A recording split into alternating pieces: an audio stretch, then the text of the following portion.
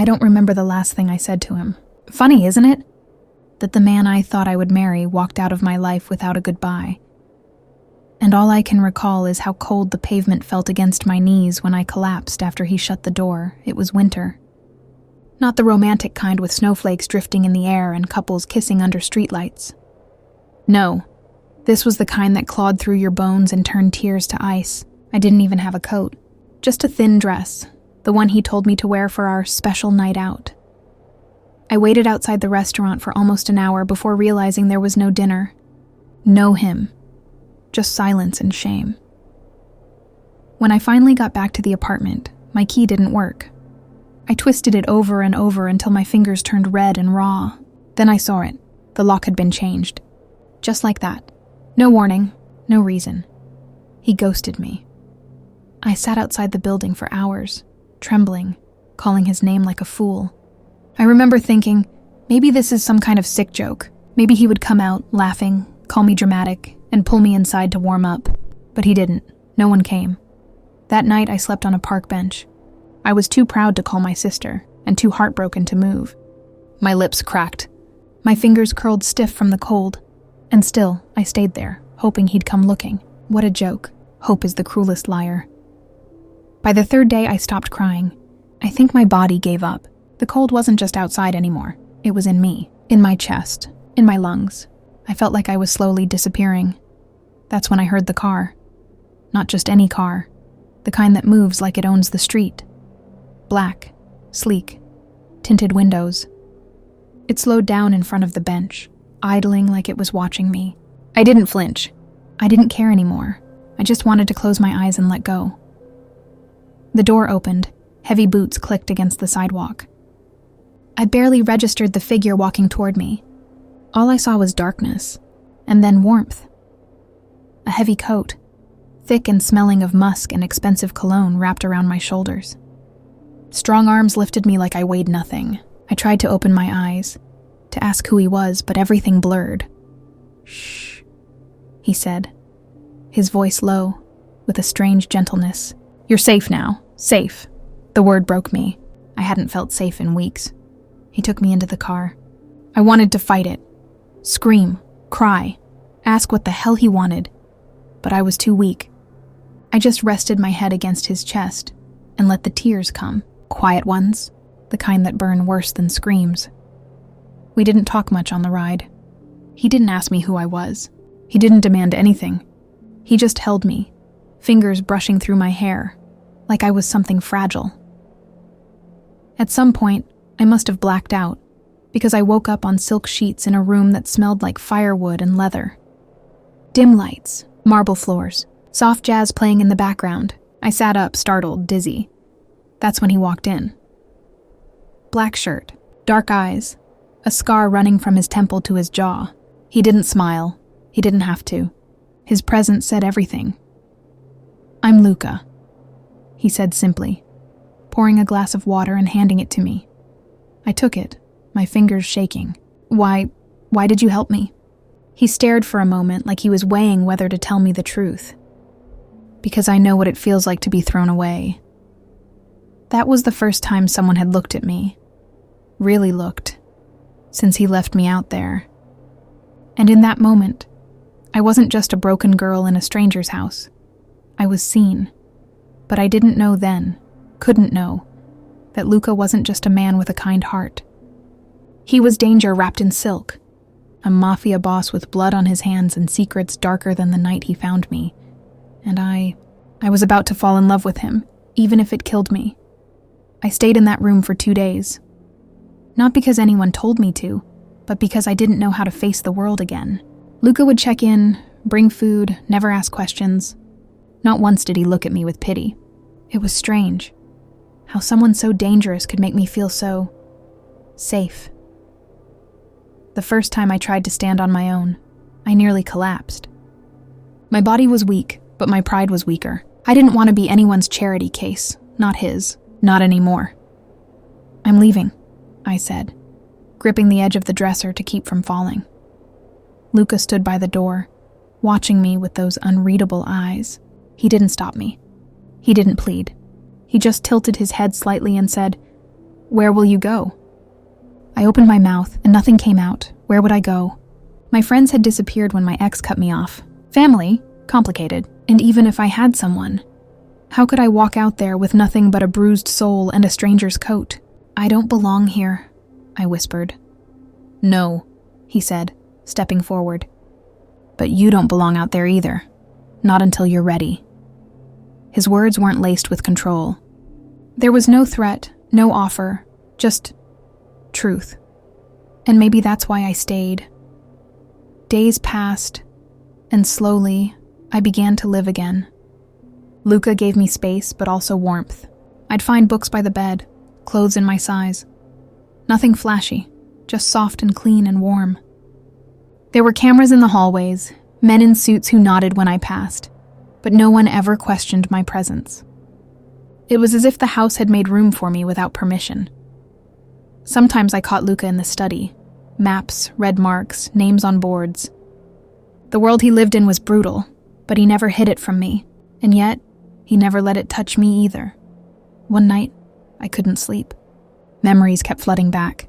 The betrayal, the cold, the way his voice sounded when he told me he loved me just days before he vanished.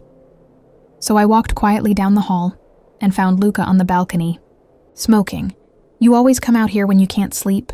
I asked. He didn't look surprised. Sometimes the night makes more sense than the day. There was a silence between us, thick and loaded. I walked over, wrapping his coat tighter around me. It still smelled like him. I didn't know why I hadn't taken it off. I was engaged, I finally admitted. He left me in the cold, locked me out of my own life. Luca exhaled slowly. Then he's a fool. No, I said. He knew exactly what he was doing. I just didn't want to believe it. He turned to look at me then. Really look at me. And in his eyes, I saw a flicker of something I hadn't seen in a long time. Anger, yes, but also pain. I've buried people for less, he said, voice low, dangerous. You don't need to do that, I said quickly, half joking, half terrified he meant it. He already killed the part of me that believed in love. Luca stepped closer. His hand brushed a strand of hair from my cheek and I froze, not out of fear, but because I didn't want to move. His touch was gentle, reverent. Then maybe, he whispered, it's time someone brought it back to life. I wanted to laugh, or cry, maybe both. Instead, I leaned in, just an inch, and he didn't pull away. He kissed me like I was made of glass and fire at the same time. Soft, but with a storm beneath, like he was asking for permission to break the rules he lived by. When we finally pulled apart, my heart was thudding in a way I hadn't felt in so long it scared me. I don't know how to love someone like you, I said honestly. You're dangerous. His fingers slid under my chin, lifting my eyes to his. So are you, sweetheart. You just haven't realized it yet. That night, I fell asleep in his bed. Not because he asked, but because I wanted to. Not because I needed protection, but because I needed him. I thought I had lost everything, but somehow I had stepped into a world where love came wrapped in scars and danger, and it was slowly stitching me back together, even if it was doomed from the start. The morning after our kiss, everything felt different.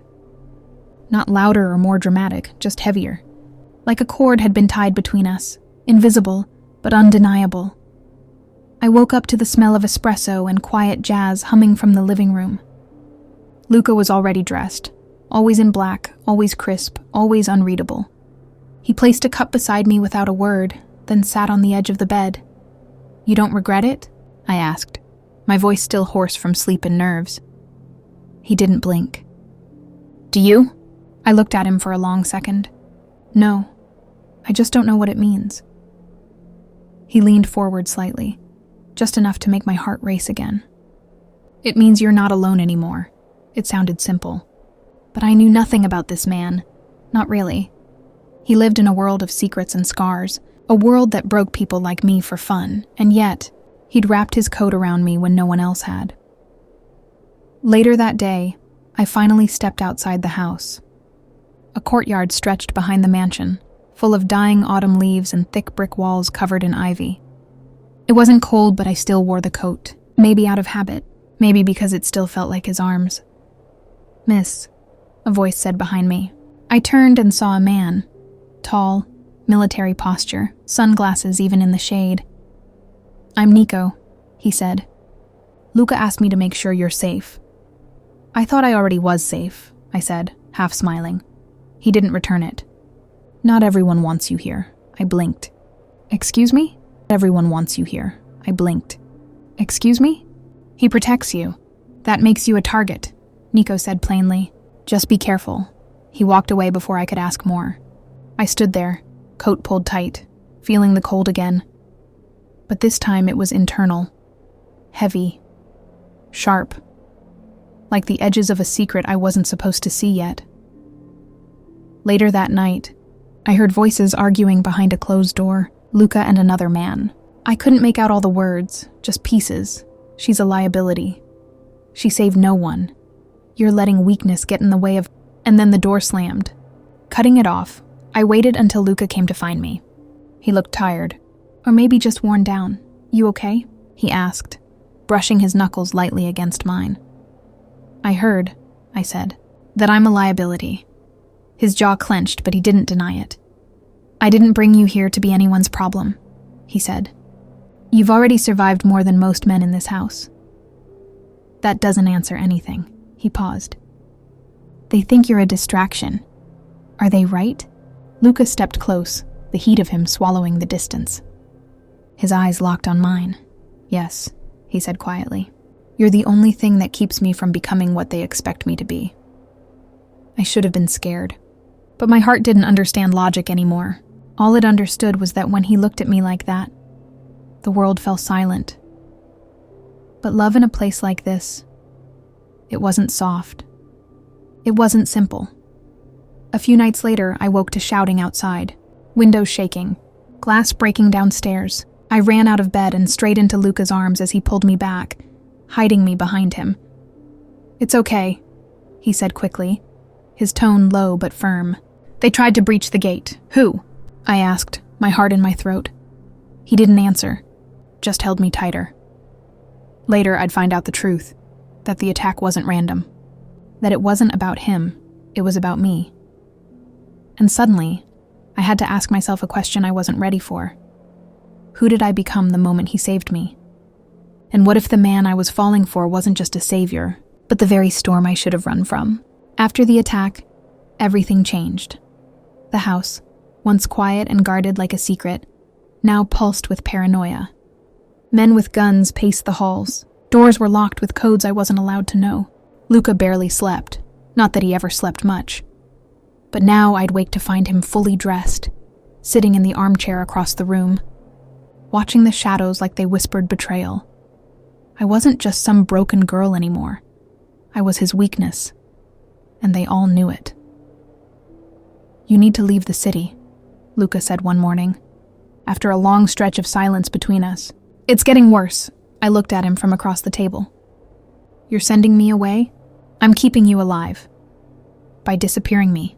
His hands clenched into fists, and for a second, I saw the man behind the calm, the one who made men beg and cities tremble. "I didn't save you to bury you again," he said softly. "Then let me stay. Let me fight." "No," he snapped, standing suddenly. "You don't know this world, Mia Luna. You think love is enough? It's not. Love doesn't stop bullets." I stood too, trembling now. Not from fear, but from something worse. That helpless ache in my chest again. That damn cold returning. "Then what am I to you, Luca?" I asked, eyes burning. "A wound you keep hidden? A stray dog you fed out of guilt?" He came closer, his voice lower now, rough. "You're the only thing that makes me feel human again." His confession dropped between us like a match into gasoline. I wanted to run into his arms. I wanted to slap him. I wanted to scream until the whole world burned. But instead, I whispered, "Then don't send me away." His forehead pressed against mine. "If something happened to you, I'd rip this city apart. And I don't want your blood on my hands." "But what if it already is?" I said. He pulled back slightly, confused. I swallowed hard. I hadn't planned to tell him. Not yet. But secrets don't wait forever. And this one was heavy in my gut. "The men who came for you that night." I hesitated. "They weren't just after you," he stilled. Every part of him froze, even his breath. They were sent by someone I knew. From before. Luca's voice turned razor sharp. Your ex? I nodded. His name is Darren. He's not just some scumbag who ghosted me. He works with them. The ones trying to take your operation down. I didn't know it back then, but I do now. He used me to get close to you. Luca stepped back like I'd just stabbed him in the chest. And you're telling me this now? I didn't know until after the attack, I shouted. I overheard a phone call from one of your men. Nico said they traced the breach back to a number I used to call, and it was his. Luca stared at me for a long time, long enough for me to feel the crack in everything we'd built. So what are you saying? He asked, quieter now. That you were bait? That you were planted here? No, I whispered. I was left here. And you found me. That wasn't part of anyone's plan. He looked away, jaw clenched, hands shaking with fury. I need to think, he said finally. You don't believe me? I asked, voice barely above a whisper. He didn't answer. Just walked out and left me standing in a house that suddenly felt colder than the night he found me. I sat on the floor for hours, hugging my knees, trying to hold the pieces of myself together. I had done the right thing, told the truth, but truth in Luca's world didn't bring peace. It brought war, and deep down, I knew something terrible had been set in motion, not by him, by me. Because love wasn't the only thing blooming in the shadows between us now. Doubt had crept in too. He didn't speak to me for 2 days. I heard him moving through the house, giving orders, barking into phones. I heard cars pulling up in the middle of the night, men arguing in low tones in the hall, doors slamming.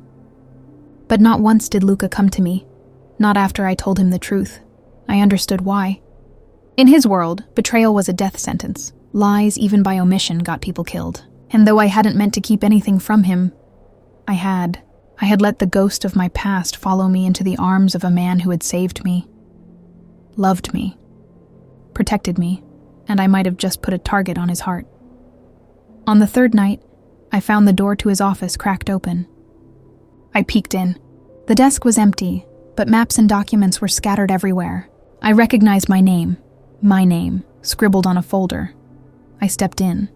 There were photos, surveillance shots, me at the park bench, me at the restaurant, me with Darren months ago.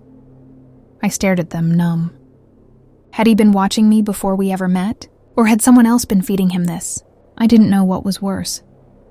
The idea that I was a pawn, or the possibility that I had always been a liability. I told you not to come in here. I turned and found Luca in the doorway. Eyes dark, shoulders stiff. He wasn't just angry. He was broken. You were watching me, I said, my voice cracking. He stepped forward. I didn't know what to believe. You dropped into my life like a ghost from someone else's war, and now you're telling me the man who left you to die is trying to take me down? Yes, I said, because you're not just some mafia boss to him. You're the last obstacle. You're the one thing standing in his way. Luca ran a hand through his hair, then looked at me, and I saw the torment in his eyes. Why didn't you tell me sooner? Because I didn't know how, I whispered. Because I didn't want you to see me as a mistake. He took a step closer, then another, until I could smell that familiar mix of danger and warmth that had come to feel like home. You're not a mistake, he said, but you're also not safe anymore. I nodded. I never was. His hand reached up to my face, brushing my cheek with his thumb. If you stay, there will be blood. I don't care, I said. I'd rather die beside you than survive without you. His jaw tightened. He pulled me into his chest, arms wrapping around me with a kind of desperation I hadn't felt since that night he found me on the bench. I don't want to lose you, he murmured into my hair. Then, don't. We stood there in the middle of the war. Room, the girl with no home, and the man who had built an empire from shadows, clinging to each other like the world wasn't crumbling around us, but the world doesn't stop just because two broken people find comfort, and it didn't wait long to remind us.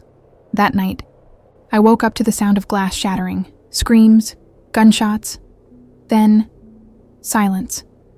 I scrambled out of bed, heart pounding, calling for Luca. When I opened the bedroom door, the hallway was empty, except for blood trailing down the marble floor and a single note taped to the wall. If I couldn't have her, no one can. Darren. He had come, not for revenge, not for money, but for me.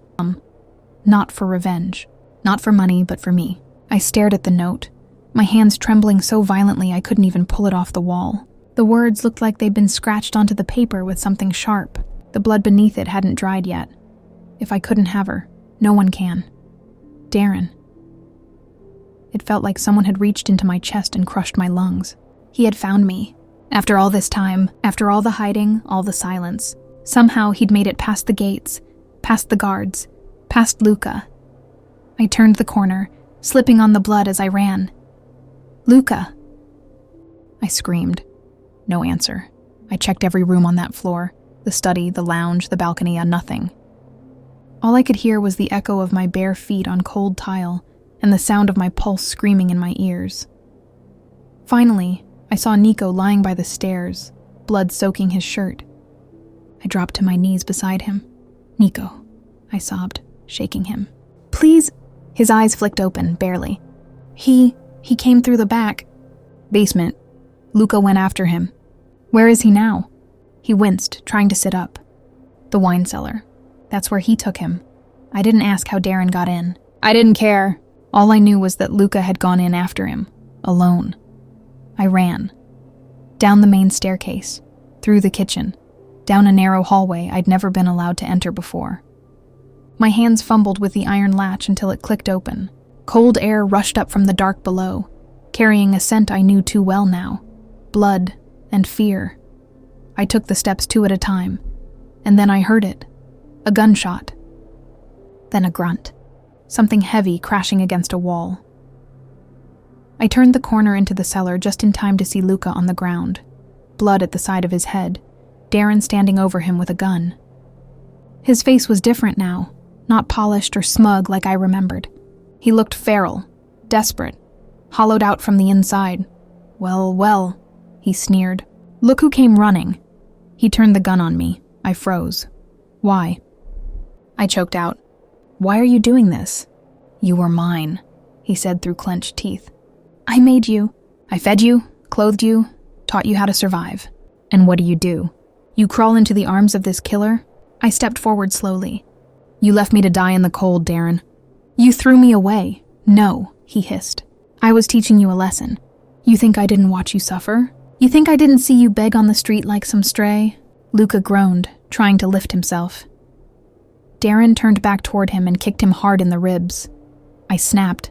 I ran at him, screaming, not thinking, just feeling. All the betrayal, all the pain, every ounce of humiliation and heartbreak boiling over.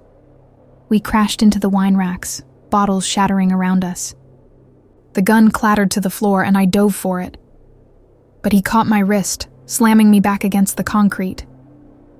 You don't get to win, he snarled. Not you. Not with him.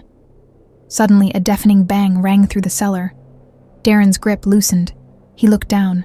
A red stain was spreading across his chest. Behind him, Luca stood, bloody, barely on his feet, holding another gun. His arm trembled as he stared at the man who had nearly taken everything from both of us.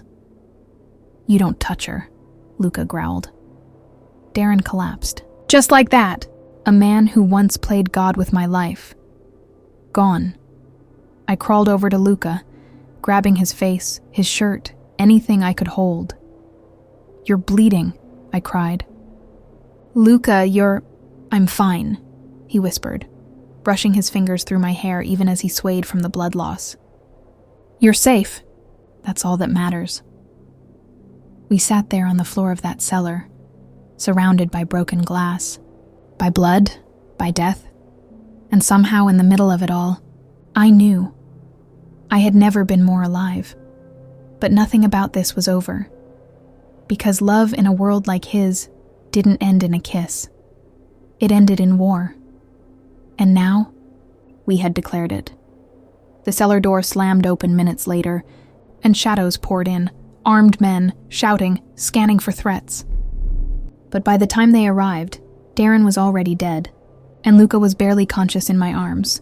They tried to take him from me, tried to pull him away so they could stop the bleeding and assess the damage, but I didn't let go until his hand finally slipped from mine.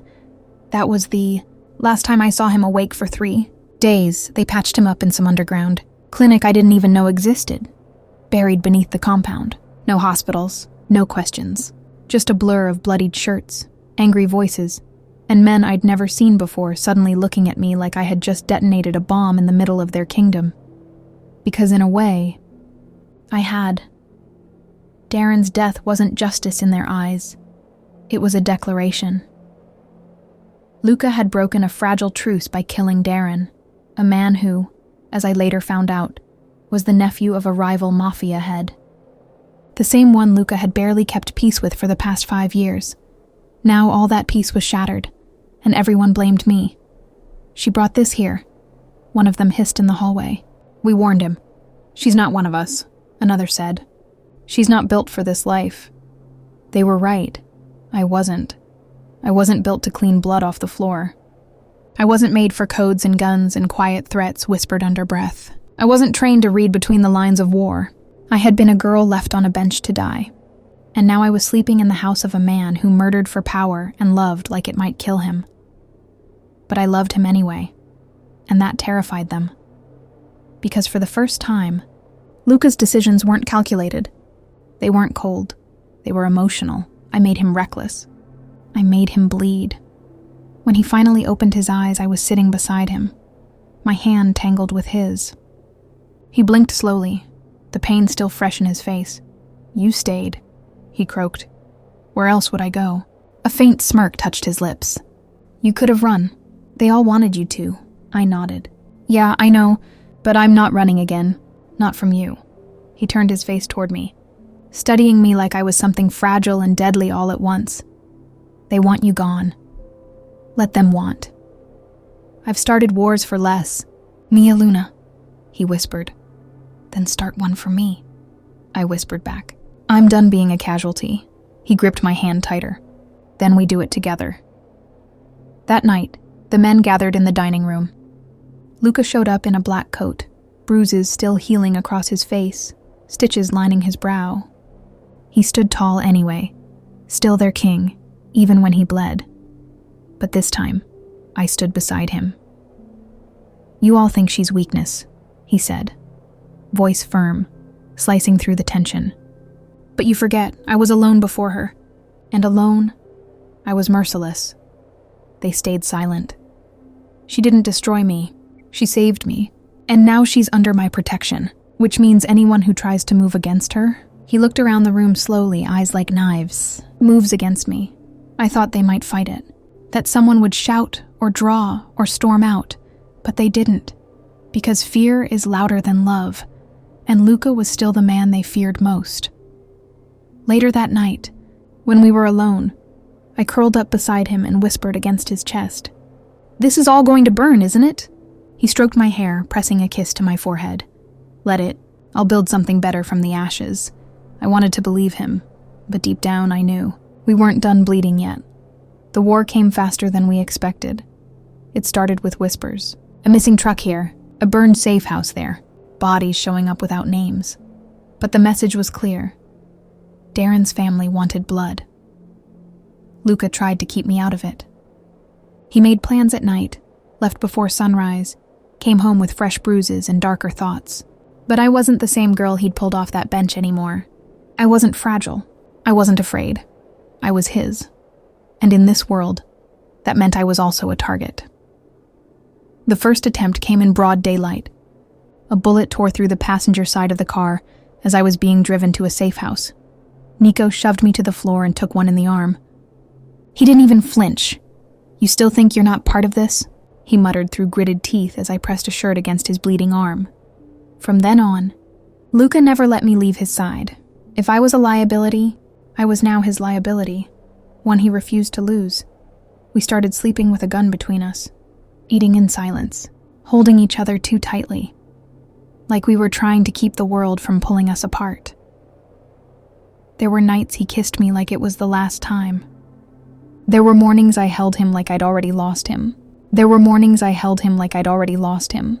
And then, it happened. The house was breached. It was supposed to be secure.